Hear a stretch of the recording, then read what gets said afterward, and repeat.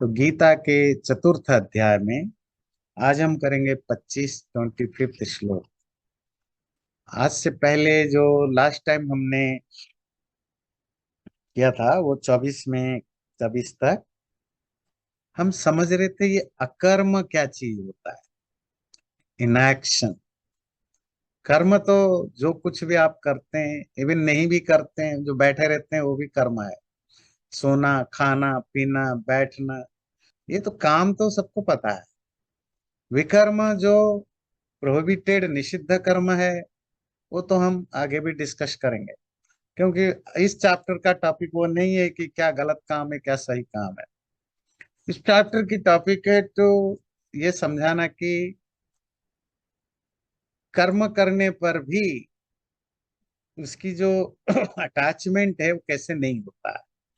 तो उसके लिए शब्द यूज किया अकर्म, इनएक्शन।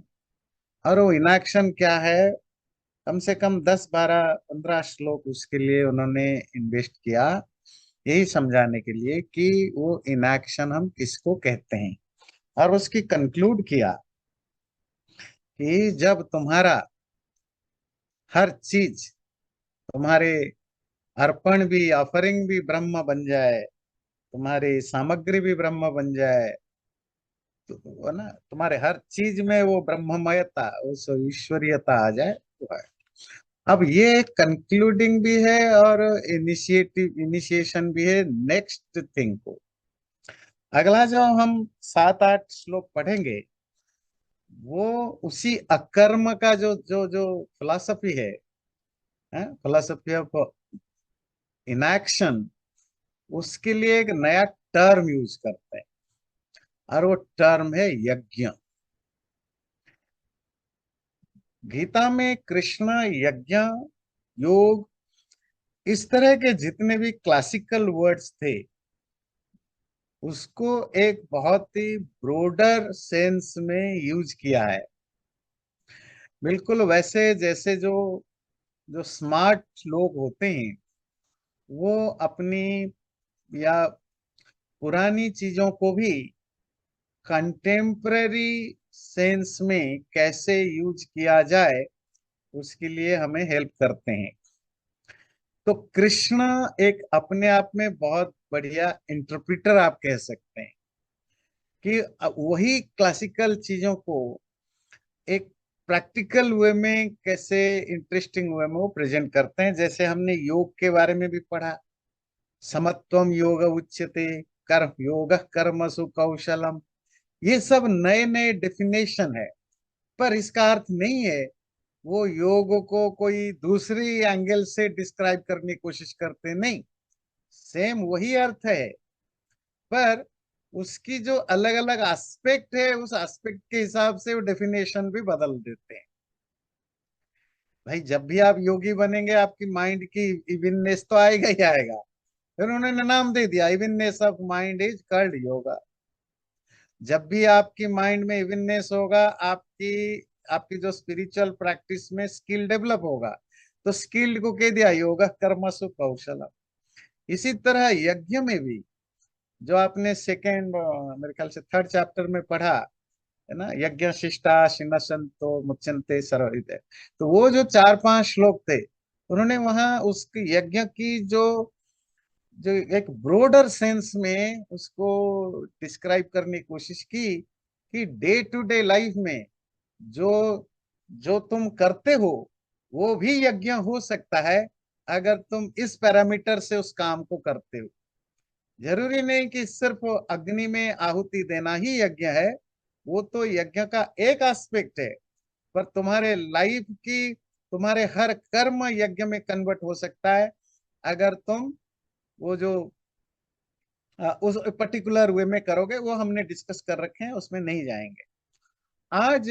ये फोर्थ में भी वो जो कॉन्सेप्ट ऑफ इनएक्शन है, अकर्म का जो जो सेंस है, उसको भी यज्ञ के रूप में प्रोजेक्ट करने की कृष्ण की कोशिश है। चलिए श्लोक लेते हैं। दैवमेवा परे यज्ञम योगिनः पर्युपासते, ब्रह्मज्ञावपरे यज्ञम यज्ञेनैवोपजुह्वते। जो दैवम एव अपरे योगिनः, कुछ योगी लोग दैव यज्ञ की उपासना करते हैं, और ब्रह्माग्नौ अपरे यज्ञम, कुछ लोग ब्रह्म रूपक अग्नि में यज्ञ करते हैं। तो दो तरह की ये जो अभी शुरुआती में जो दो यज्ञ हम पढ़ेंगे 25 में, ये तो बहुत आप में से जो पुराने हैं वो फैमिलियर होंगे। देव यज्ञ और ब्रह्म यज्ञ। ये देव यज्ञ दैव यज्ञ क्या होता है? जब अब आग में जो नेचुरल आग में, मटेरियल आग में घी सामग्री आदि आहुति डालते हैं मंत्रों के उच्चारण के साथ, उसको देव यज्ञ कहा जाता है। ब्रह्म यज्ञ, स्वाध्यायो वही ब्रह्म यज्ञ, स्वाध्याय को ब्रह्म यज्ञ कहते हैं। ये स्वाध्याय क्या होता है? सत्शास्त्राणाम अध्ययनम प्रणव जपश्च। परमात्मा का जो नाम है, परमात्मा का क्या नाम है? जो आजकल लोगों ने दे रखा है वो नहीं है, जो शास्त्रों में दे रखा है, प्रणव। प्रणव किसको कहते हैं? ओम। प्रणव की जप मतलब परमात्मा के नाम का जप करना, अर्थात परमात्मा की भक्ति करना। और सत शास्त्राणाम अध्ययनम, ऐसा शास्त्र जिसमें खुद को जानने के लिए, जहां आपको ज्ञान मिले, ऐसा शास्त्र जिनको पढ़ने से खुद को समझने के लिए आपको रास्ता मिलेगा। सत, इटर्नलिटी को, ट्रूथ को, रियलिटी को जानने की जो शास्त्र है, कौन से?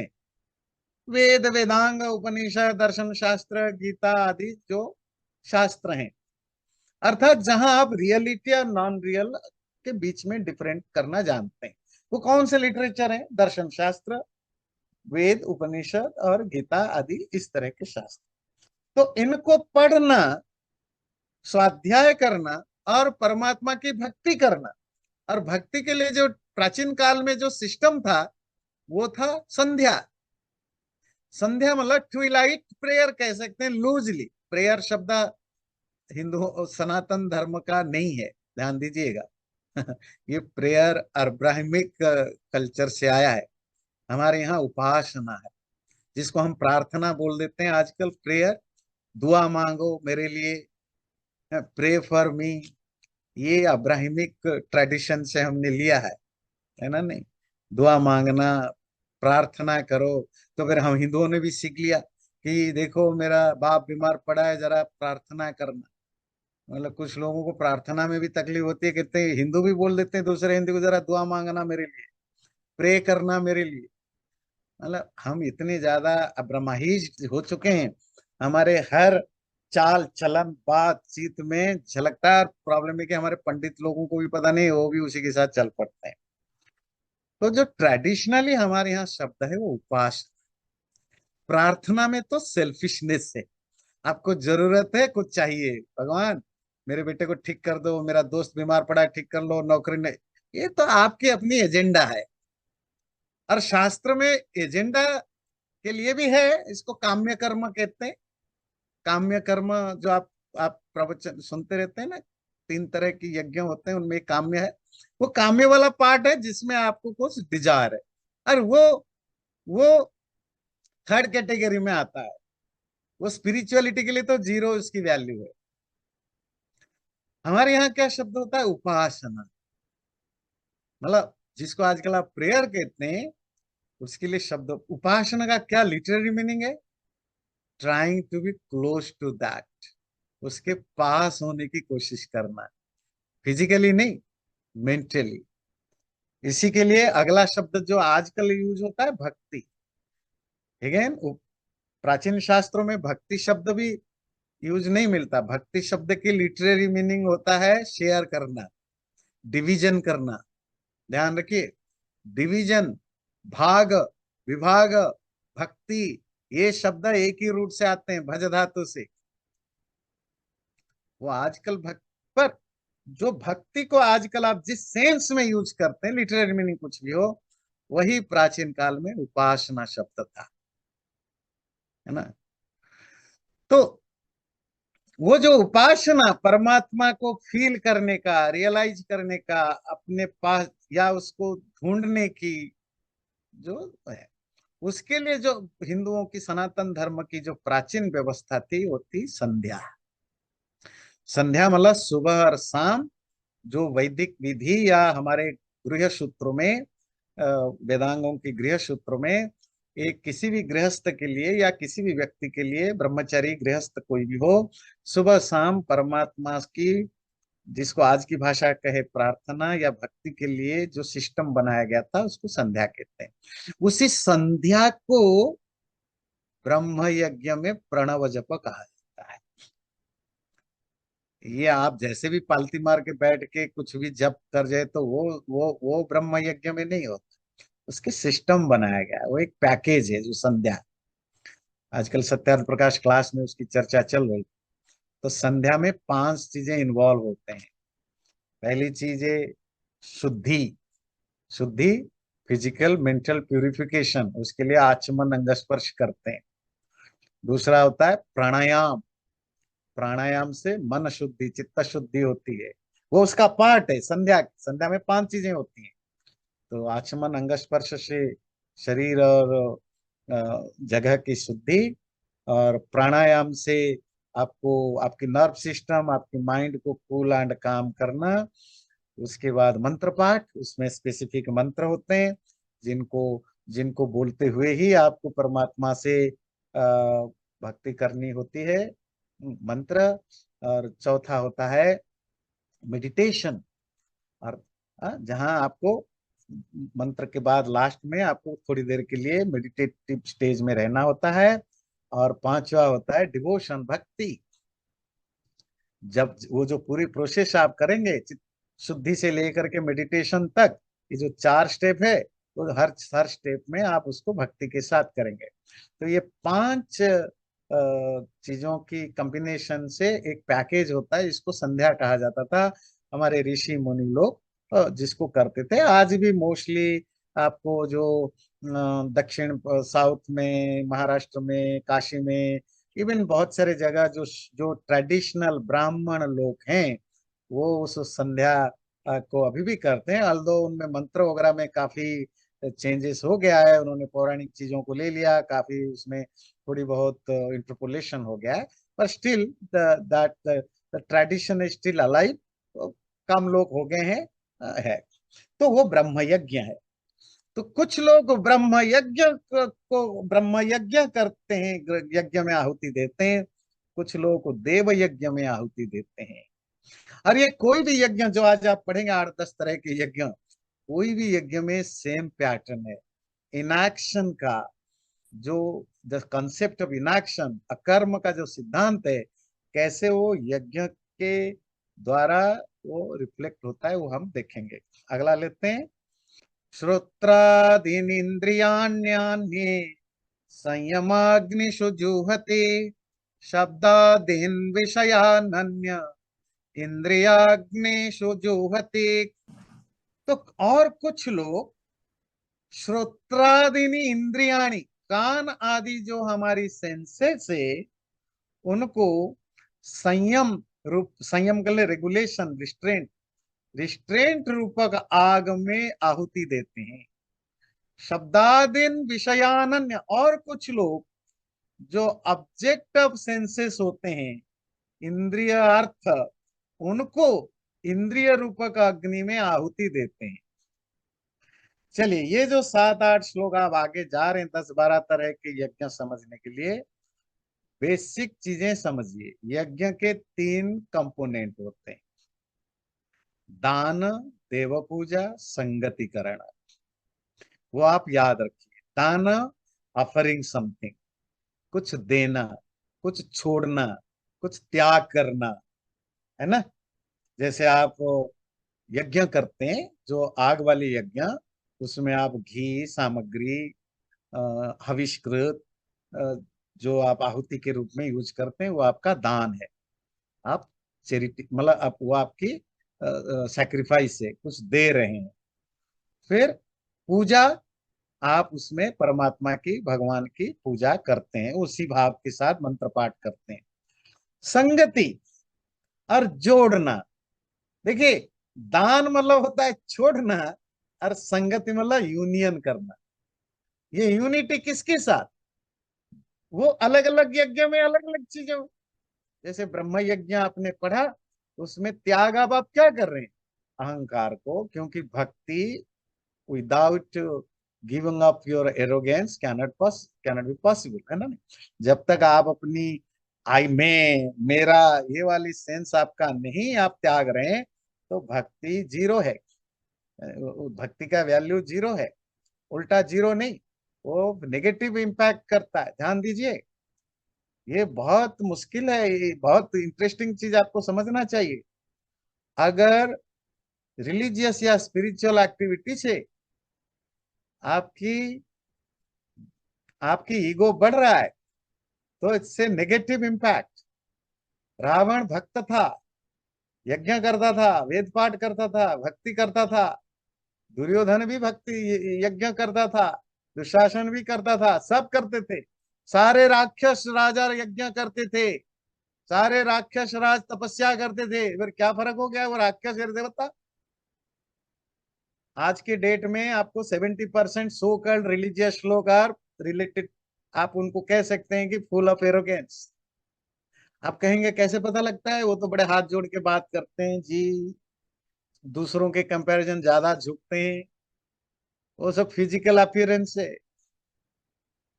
फिर आप कहेंगे फिर क्या करें जी, पता कितना झुके कि आप कहोगे जी जी विनम्र हम्बल हो गया, पैर में गिर जाए? बोले नहीं, पैर बिल्कुल मत गिरो, हाथ भी मत जोड़ो।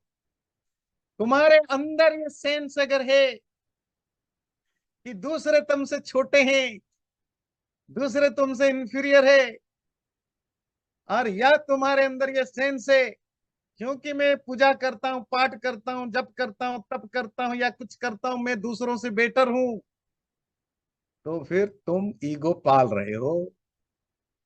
It is taking you nowhere, नहीं, टेकिंग यू डाउन। ईश्वर के कर्म में, भक्ति, उपासना, यज्ञ, तप में, इसके करने से अगर मेरा अंदर का एरोगेंस काम नहीं हो रहा है, ईगो काम नहीं हो रहा है, तो वो यूजलेस है। बंद कर लीजिए थोड़ी देर के लिए, शांति से क्रिकेट खेलो जाके, तब तक थोड़ी देर के लिए मन को समझाओ, सुनो, पढ़ो, शास्त्र पढ़ो। क्यों? कहीं गलती से तुम गलत रास्ते पर तो नहीं चल पड़ो। पब्लिक में आपको बहुत अप्रिसिएशन मिलेगा, लोग तो तारीफ आपकी बहुत करेंगे, देखो कितने बड़े साधु है, कितने बड़े तपस्वी है, कितने बड़े धार्मिक है जी, रोज सुबह उठते हैं, रोज 3 घंटे बैठ के पूजा पाठ करते हैं। ये सिवाय आपकी ईगो बढ़ाने का और कुछ नहीं करता। Think twice. और अगर आपको पब्लिक अप्रिसिएशन से खुशी मिल रही है, ठीक है, आपको पैसा मिल गया, आपकी कमाई हो गई। कमाई सिर्फ पैसे से नहीं होती है। लोकेशण, वित्तेषण, पुत्रेषण, आपकी कमाई 3 तरह से होती है।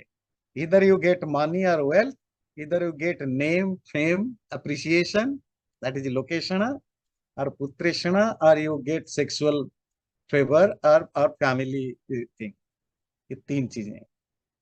तो तुम्हारे किसी भी कर्म से अगर ये तीनों में से कोई एक मिल रहा है, तो ठीक है, तुम्हारा फायदा तो हो गया। पर वो स्पिरिचुअलिटी वगैरह भूल जाओ, वो तुम्हारे बस की बात नहीं है।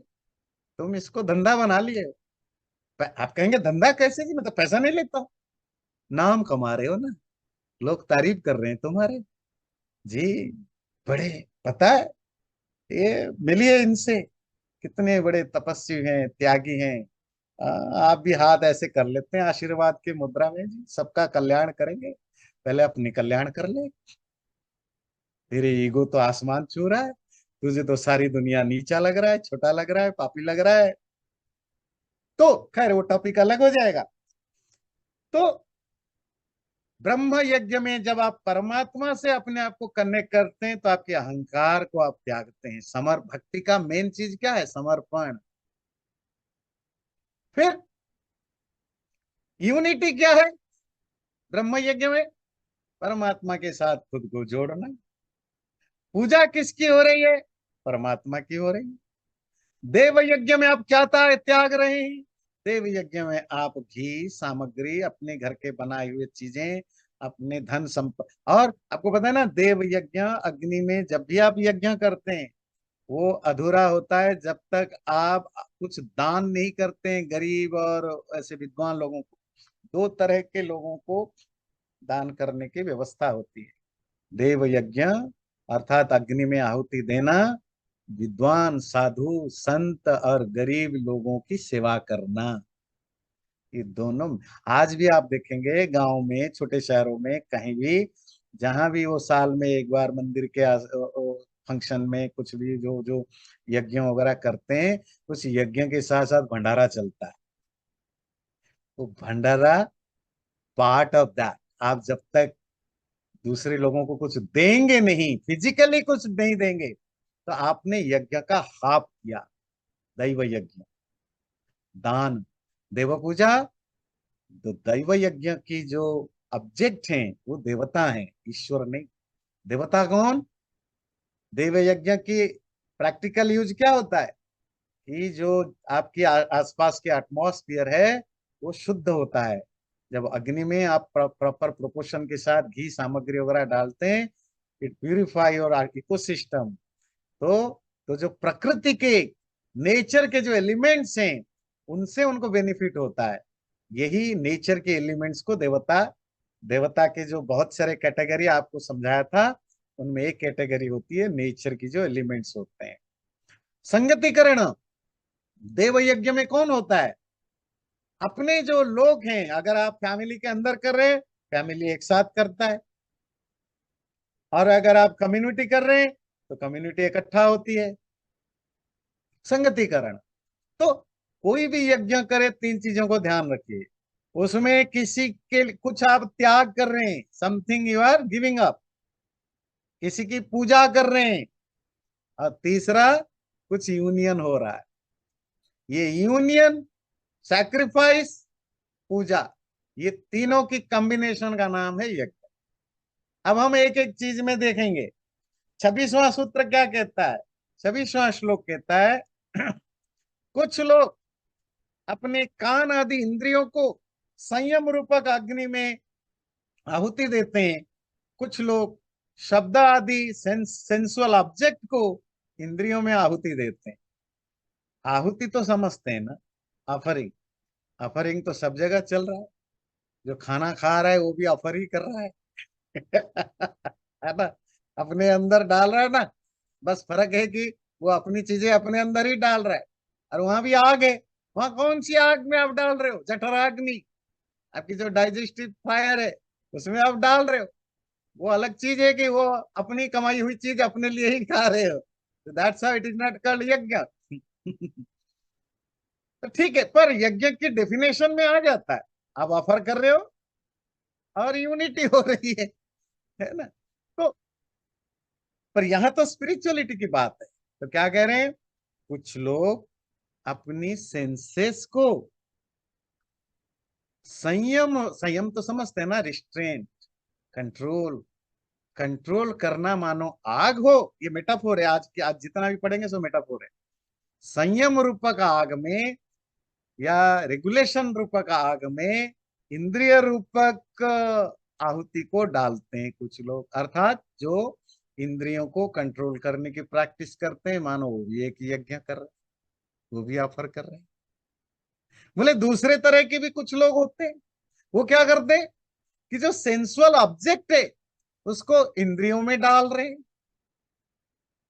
अर्थात जो जो ऑब्जेक्ट ऑफ सेंस, इंद्रियों की जो अर्थ है, जैसे आंखों की क्या ऑब्जेक्ट है? देखना। ये सामने, मेरे सामने पेड़ है, पौधे हैं, वॉल है, पिक्चर है, मूवी है, टीवी है, कंप्यूटर है, ये सब मेरे आंखों के ऑब्जेक्ट है। मेरे मुंह के ऑब्जेक्ट क्या है?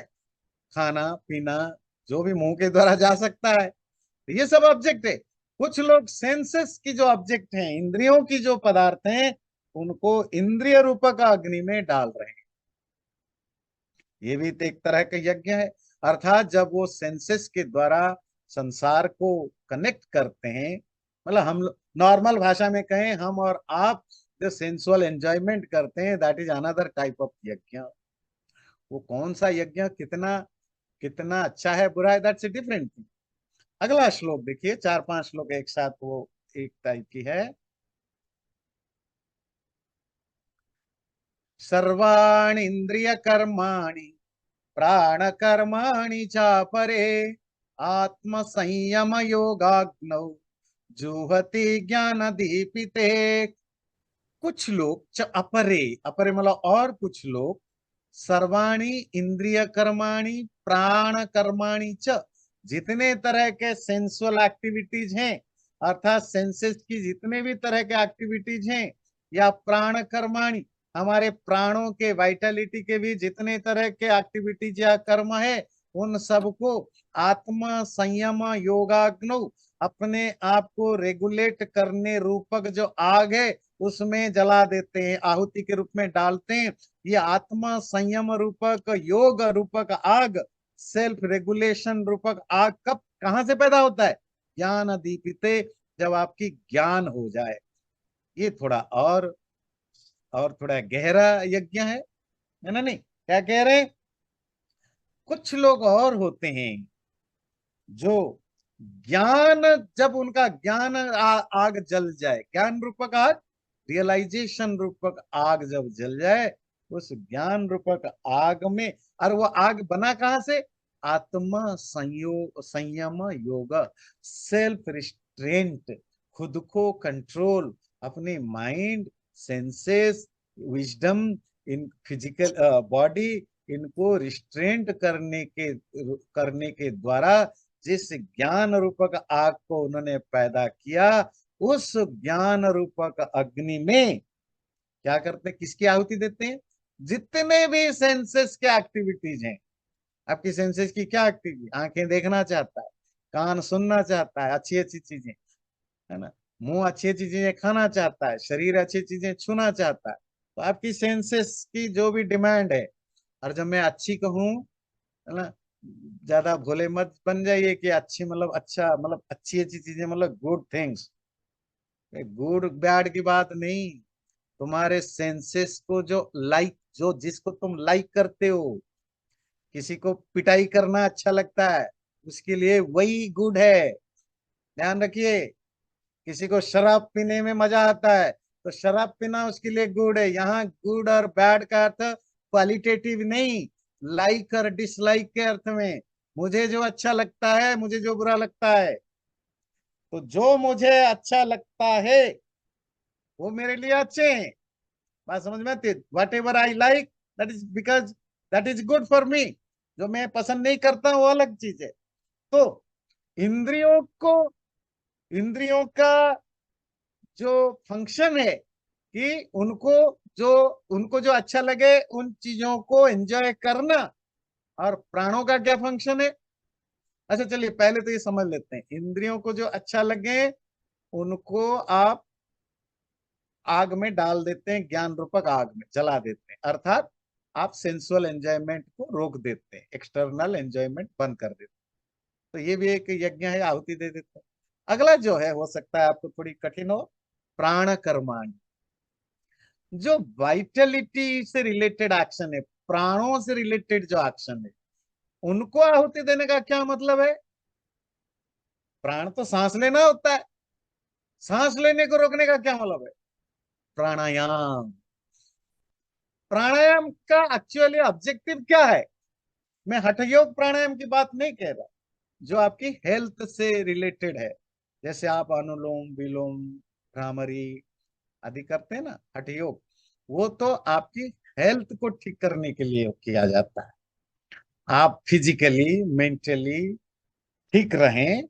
हाँ, बीमारी हो तो वो भी कम हो जाए, अगर नहीं भी है तो आपको ना हो, आप फिट रहें इंक्लूडिंग मेंटली, तो वो हठ योग का यूज होता है। पर स्पिरिचुअलिटी में ये इन योगों का, प्राणायामों का कोई यूज नहीं है।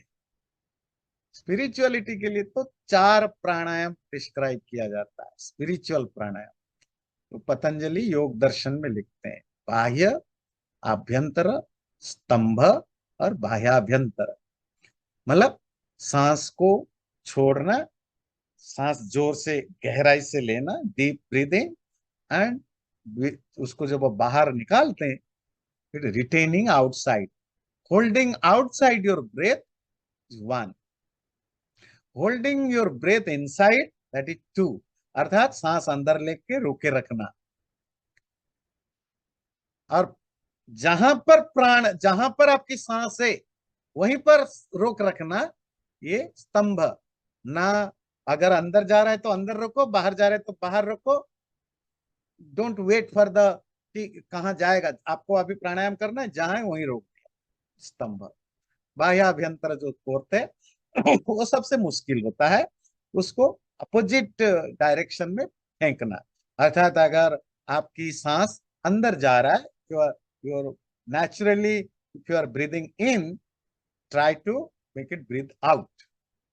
अगर वो ब्रीथ आउट, अगर आपकी सांस बाहर जा रहा है तो उसको फोर्सफुली अंदर की ओर लेना। ये सबसे मुश्किल वाला है, उसको लास्ट में करते हैं जब आपकी तीनों प्राणायाम की प्रैक्टिस हो जाए, तो ये फोर्थ वाला करते हैं। ये जो टोटल 4 ही प्राणायाम है, हठ योग में तो सैकड़ों तरह के प्राणायाम हो, देयर आर 100 टाइप्स ऑफ प्राणायाम। नए नए प्राणायाम भी किया जा सकता है ना? नहीं, वो क्योंकि हेल्थ के दृष्टि से अलग अलग तरह के मॉडिफाई करके किया जा सकता है। पर अगर आप स्पिरिचुअल प्रैक्टिस के लिए, है ना, नहीं, आप अगर भक्ति के लिए आप प्राणायाम करते हैं, तो 4 ही प्राणायाम होता है, और वो चारों में से कोई एक आप कर सकते हैं जो आप कंफर्टेबल हो, है ना। इससे होता क्या है, प्राणायाम, प्राणायाम को यज्ञ के रूप में क्यों कहा कि प्राणों को भी आहुति दे दो? ये आप प्रैक्टिस करते हैं सांसों को कितने देर तक आप रोक सकते हैं, क्योंकि जब आप मेडिटेटिव स्टेज में जाते हैं तो आपकी एक सर्टन लेवल के बाद आपकी सांसें, आपकी जो ब्रीदिंग मूवमेंट है, वो भी आपको डिस्ट्रैक्शन करने के लिए करते हैं, डिस्ट्रैक्टिव होते हैं। तो और आप सांसों को जब रोक देते हैं, शुरू में तो आप आधा मिनट के लिए रोकेंगे, 10 सेकंड के लिए रोकेंगे, आपकी प्रैक्टिस करते करते आप 5 मिनट, 10 मिनट, 1 घंटा, 5 घंटे, 2 घंटे, 2 दिन, 5 दिन, महीन, हम ऋषि मुनियों के बारे में क्या पढ़ते हैं, ये महीनों महीनों तक रोक के रखते हैं। अब ठीक से आपको लगेगा कि ये इम्प्रैक्टिकल है, चलिए महीना छोड़ दीजिए, 2-4 घंटे तो रोक सकते हैं। ये जो है ना, बहुत सारे जो डाइविंग करते हैं वो करते हैं 10 मिनट तक, तो वैसे भी रोक सकते हैं, है ना। ये ऐसा कोई जो चीजें 5 मिनट हो सकता है वो 15 मिनट भी हो सकता है, 15 मिनट हो सकता है तो वो 1 घंटा भी हो सकता है, डिपेंड्स ऑन कि आपकी प्रैक्टिस की लेवल कैसा है, और आप कर सकते हैं। तो उसे पतंजलि कहते हैं 2 तरह के फायदा होते हैं, आपकी मन वगैरह उससे प्यूरिफाइड होता है, और आपकी जो मेडिटेटिव प्रोसेस है वो इजी होता है। पर खैर हम उसमें डिटेल में नहीं जाएंगे, पर आपको थोड़ी बेसिक आइडिया दिया प्राणायाम का पर्पस है। जब मैं, इसीलिए मैंने कहा कि हठ योग प्राणायाम का पर्पस सांसों को रोकना नहीं, सांसों को चैनलाइज करना और उनमें मॉडिफिकेशन लाना, जिससे कि आपकी नर्व सिस्टम और आपकी ब्लड सर्कुलेशन में अलग तरह के फंक्शन हो, दैट्स इट। उसके ऑब्जेक्टिव अलग है, उसका करने का तरीका अलग है। जो हठ योग प्राणायाम समझते हैं ना, क्लियर है ना, जो आप योगा क्लास में जो सीखते हैं मोस्टली, अनुलोम विलोम, अपनी कपालभाति, भ्रामरी, शीतली, जो भी बहुत सारे तरह के प्राणायाम होते हैं। पर ये जो योगा क्लास में ये भी सिखाया जाता है सांस रोकने की, मिक्स करके, और ये जो सांस रोकने की जो 4 तरह की आर्ट है, ये आपको स्पिरिचुअलिटी में करता है। तो ये श्लोक कहता है कुछ लोग अपने सांसों को, प्राणों को भी उस ज्ञान रूपक अग्नि में आहुति दे देते हैं, अर्थात जो प्राणायाम करते हैं वो भी एक तरह की यज्ञ करते हैं। वो किसकी आहुति देते हैं? प्राणों को। जितेंद्रिय, जो सेल्फ रिस्ट्रेंट करने वाले हैं, वो किसकी आहुति देते हैं? इंद्रियों की आहुति देते हैं। और क्या क्या आहुतियां होती है? द्रव्य यज्ञास्तप यज्ञ, योग यज्ञास्तथा परे, स्वाध्याय ज्ञान यज्ञाश्च यतयः संशित व्रतः। तो कितने तरह के यज्ञ है? बोले द्रव्य यज्ञ एक, आप काउंट करिए, तपो यज्ञ, योग यज्ञ, स्वाध्याय यज्ञ, ज्ञान यज्ञ, यतयः संचिता व्रता। तो अलग अलग यति योगी लोग अलग अलग तरह के यज्ञ करते हैं। यज्ञ में होता क्या है? ऑफरिंग और यूनियन। चलिए, द्रव्य यज्ञ मरता अर्थात जहां द्रव्यों को, कुछ आइटम से, जो मटेरियल चीजें हैं, जहां उनको आप ऑफर करते हैं।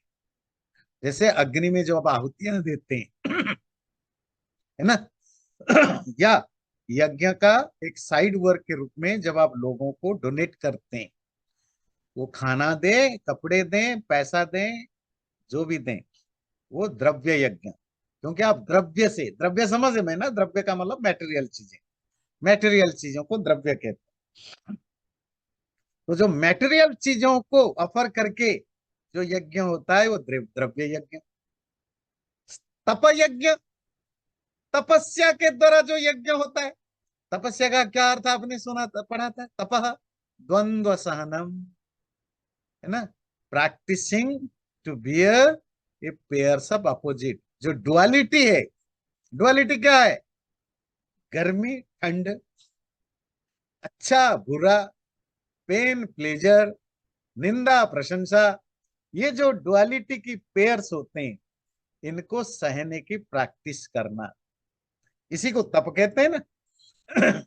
तो जब आप तप करते हैं तो आप कितने कष्ट उठाते हैं? अफरिंग होते हैं ना, आप अपने सुख को, फिजिकल मेंटल जो प्लेजर है ना, उसको त्याग रहे हैं। तो वो भी एक यज्ञ है, तपस्या भी एक यज्ञ है। योग यज्ञ, जो लोग योग करते हैं, परमात्मा से अपने आप को कनेक्ट करने के लिए जो मेडिटेटिव वे से प्रैक्टिस करते हैं, जब आप मेडिटेशन के थ्रू करते हैं, it's not about only meditation, वो जो भी यम नियम आदि, आसन प्राणायाम आदि पूरी व्यवस्था के साथ आप मेडिटेशन करते हैं, वो भी एक यज्ञ है। इसको कहा योग यज्ञ। स्वाध्याय यज्ञ, स्वाध्याय, देखिए हमारे हिंदू लोगों की, इंडियन लोगों की बात करें, सबसे बड़ी कमी क्या है आज के डेट में? पढ़ना लिखना छोड़ रखे हैं।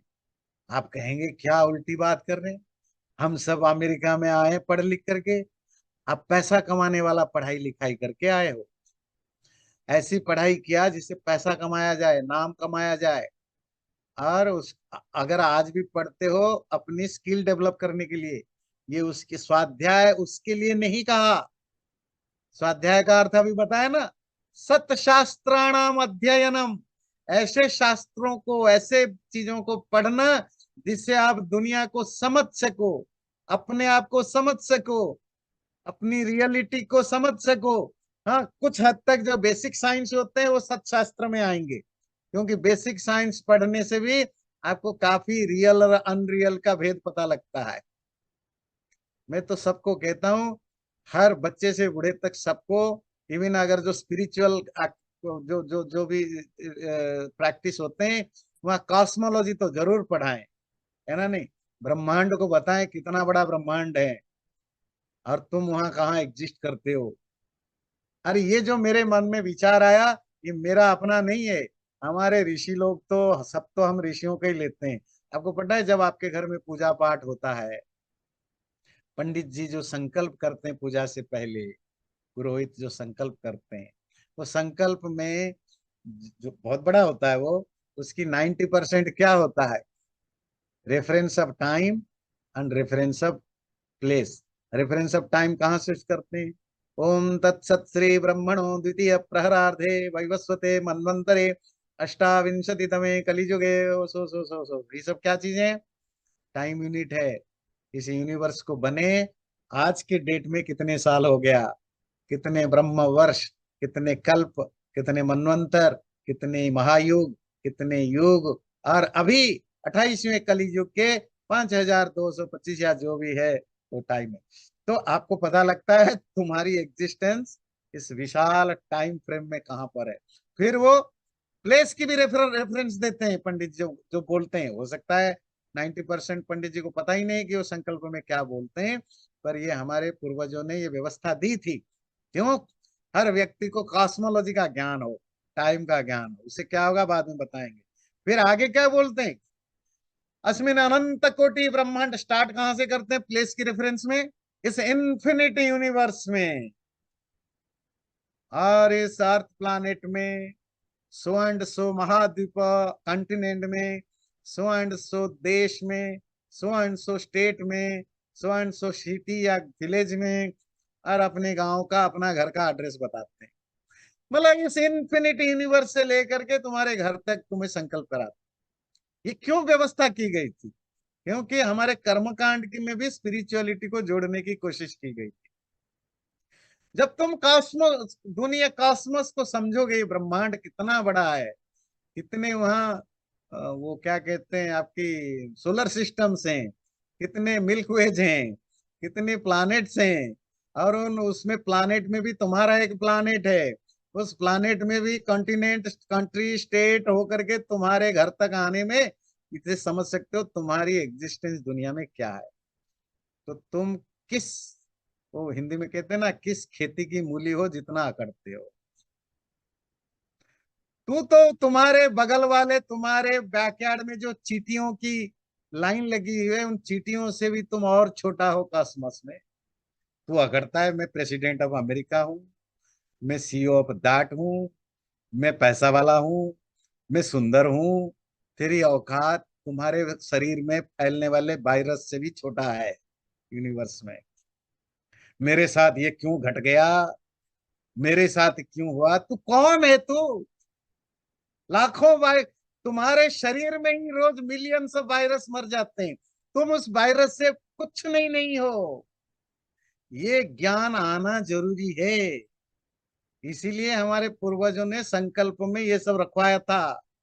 इसीलिए मैं तो सबको बोलता हूँ, हर वो स्पिरिचुअल धार्मिक व्यक्ति हो या स्टार्टिंग पॉइंट में हो, कॉस्मोलॉजी जरूर पढ़ाओ।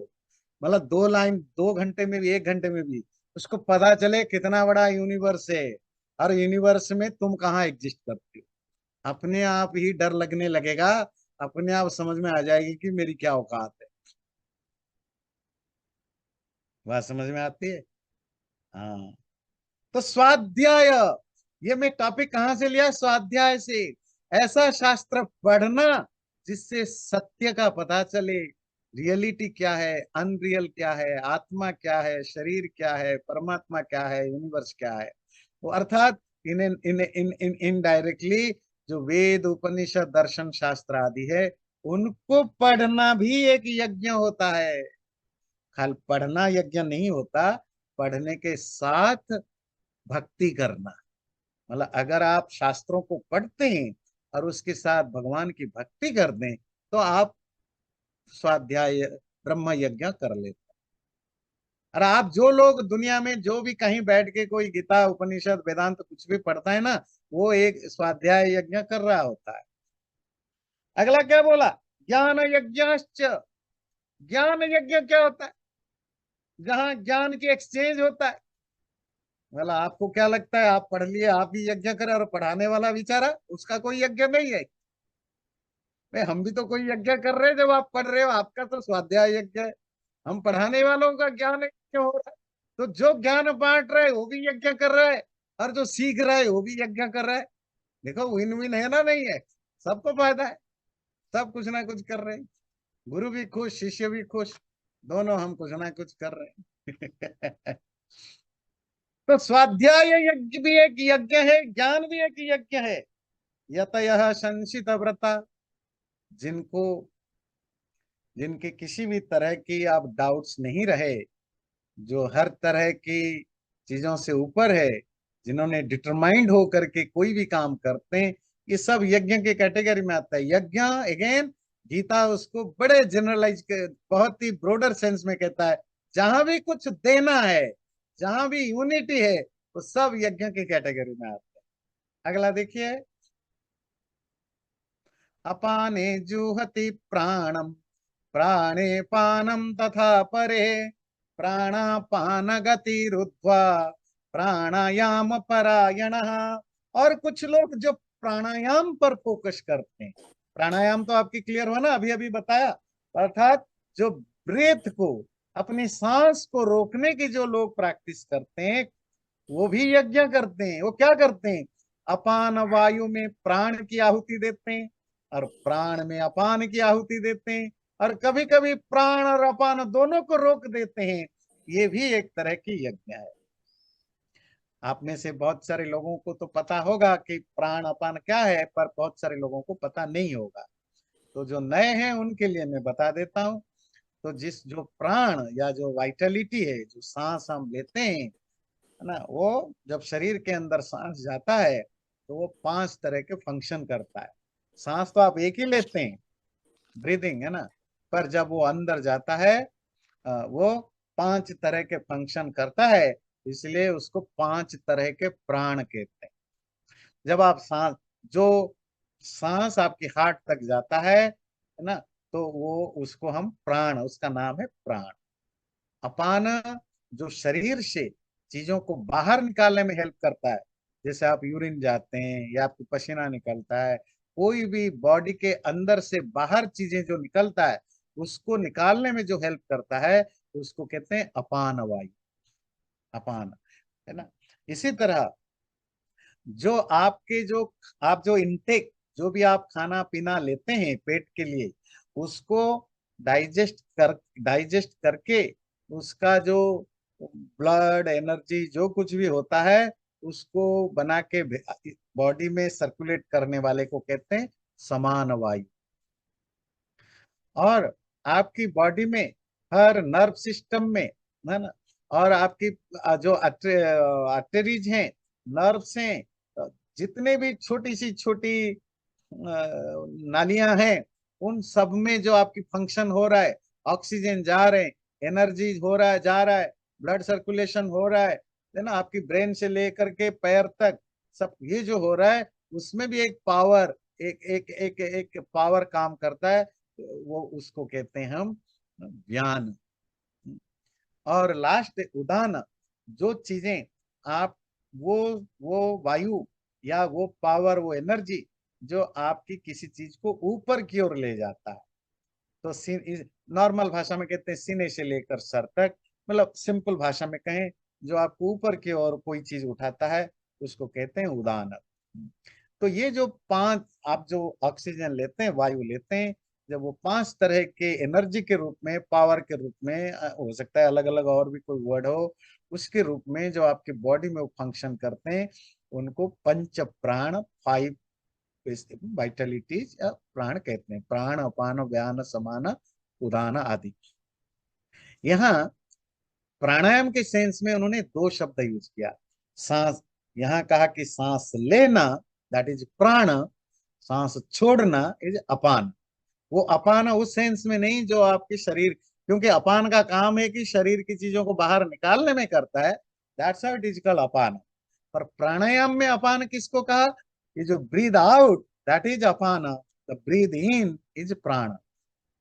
तो जब प्राण को अपान में ऑफरिंग करना, अर्थात सांस ले करके सांस को छोड़ के रोकना, या अपान को प्राण में सांस अंदर लेकर के रोकना, या प्राण पान दोनों को रोक लेना, स्तंभ वृत्ति, है ना, ये जो 4 तरह की मेथड है उसी को ये कहता है। कुछ लोग इसके द्वारा भी यज्ञ करते हैं, क्योंकि यहाँ भी आप कुछ छोड़ रहे हो, कुछ यूनियन कर रहे हो, ये भी एक हो गया। अगला, अपरे निहताहारः प्राणान् प्राणेषु जुह्वति सर्वेप्येते यज्ञ विदो यज्ञ क्षपित कल्मषाः। और कुछ लोग नियताहारा, आहार समझते हैं, फूड, खाना, इनटेक, अपने खाने पीने को, इनटेक को रेगुलेट करते हैं, और वो प्राणान प्राणेषु जीवति, अपने वाइटलिटी में वाइटलिटी का ऑफरिंग करते हैं, प्राणों में प्राण की आहुति करते हैं। तो जो लोग खाने को रेगुलेट करते हैं, कम खाते हैं, जो भी व्यवस्था है, वो भी प्राणायाम, वो भी यज्ञ करते हैं। बोले कैसे? वो वहां क्या होता है ना, प्राण को प्राण में अफर करते हैं। अब यहाँ प्राण की दो मीनिंग है। तो प्राण, तो प्राण शक्ति, वाइटलिटी, जो जो आप भोजन करते हैं वो उससे क्या पैदा होता है? प्राण शक्ति, वैसे वाइटलिटी आती है। और जो आप सांस लेते हैं, जो स्टमक, वो भी प्राण है। तो जो भोजन प्राण है, जब आप भोजन को रोकते हैं तो क्या शब्द दिया? नियताहारा। जो लोग भोजन में रेगुलेट करते हैं, वो प्राणान प्राणेषु जुहति। मानो वो अपने प्राण शक्ति को, जो एनर्जी को ऑफरिंग कर रहे हैं दूसरे प्राण की में ऑफरिंग कर रहे हैं। इस तरह सर्वेपि एते, ये जो अभी पहले हमने इतने तरह की यज्ञ बताया, सबके सब यज्ञ विदा, ये सब के सब यज्ञ को ठीक ठीक समझते हैं। जो प्राणायाम करता है वो भी यज्ञ करता है, जो जो स्वाध्याय करता है वो भी यज्ञ करता है, जो ज्ञान अर्ज करता है वो भी यज्ञ करता है, जो मेडिटेशन करता है वो भी यज्ञ करता है, जो इंद्रियों को रोकता है वो भी यज्ञ करता है, आदि आदि आदि। ये सब यज्ञविद हैं। और जो यज्ञ करता है, यज्ञ का फल क्या होता है? स्वर्ग काम, स्वर्ग काम वही, मैं बोल रहा हूँ, चलिए वो उस शब्द याद नहीं आ रहा है। इसका अर्थ है, मीमांसा दर्शन का लाइन है, इसका अर्थ होता है यज्ञ, जिसको स्वर्ग चाहिए वो यज्ञ करता है। स्वर्ग किसको मिलता है? जो पाप नहीं होता, पाप का ना होना, अधर्म का ना होना, धर्म का बढ़ना। धर्म पुण्य एक ही चीज, पाप अधर्म एक ही चीज। धर्म या पुण्य जब वो बढ़ता है तो आप स्वर्ग के लिए क्वालिफाई कर। स्वर्ग क्या है, पहले डिस्कशन हम कर रखे हैं। जो एक्सट्रीम सुख है ना, जो सुख है वही स्वर्ग है। और यज्ञ से क्या होता है? क्षपित कलमश, आपके कलमश, आपके पाप, आपके द्वारा किए जाने वाले इनडायरेक्टली, डायरेक्टली, नोइंगली, अननोइंगली, जो जो भी फिजिकली, मेंटली जो भी आपके द्वारा गलत चीजें होती हैं वो नष्ट हो जाते हैं। जब आपके पाप नष्ट होते हैं तो इनडायरेक्टली आपका पुण्य बढ़ता है, तो पुण्य से आपको स्वर्ग मिलेगा, सुख मिलेगा। वो स्पिरिचुअलिटी तो एक दूसरी चीज है, पर स्पिरिचुअलिटी के पाथ में जाने के लिए सबसे पहले स्वर्ग का तो अधिकारी बनो। सबसे पहले अपने शरीर, मन, बुद्धि आदि की शुद्धि तो हो। यज्ञ से होता क्या है? शुद्धि होती है। अभी तक जितना कुछ आपने पढ़ा, स्वाध्याय, तपस्या, प्राणायाम, ये सब चीजों से होता क्या है? आप मेंटली, फिजिकली, इंटेलेक्चुअली प्यूरिफाइड होते हैं। और प्यूरिफाइड पर्सन स्वर्ग जाता है। अगर वही प्यूरिफाइड पर्सन स्पिरिचुअल प्रैक्टिस करे तो मोक्ष मिलेगा। मोक्ष तो कल्मिनेशन है, स्वर्ग तो मिलता रहता है। स्वर्ग नरक तो पार्ट ऑफ लाइफ है, पार्ट ऑफ स्टेज है, वो हमारा होता रहता है। ये 30 तक हमने किया।